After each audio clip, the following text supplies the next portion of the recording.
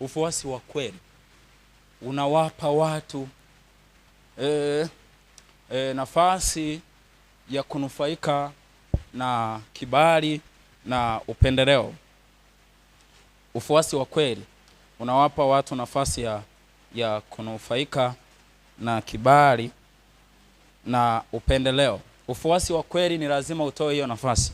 Kama unafuata kweli, utajikuta ni mtu ambaye unatembea kwenye matokeo ya kibali.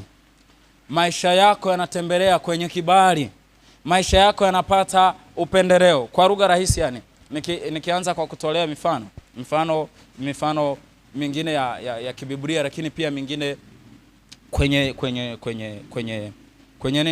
kwenye maisha, ni kwamba kwa mfano kuna watu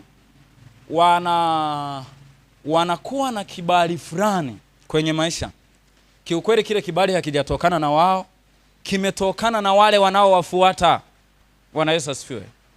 Hivi kwa mfano, leo ukaniona au tuseme leo tukakuona uko na rais wa Jamhuri ya Muungano wa Tanzania, Mheshimiwa Daktari Samia Suluhu Hassan. Nimeisema daktari, sishangae. Bwana Yesu asifiwe.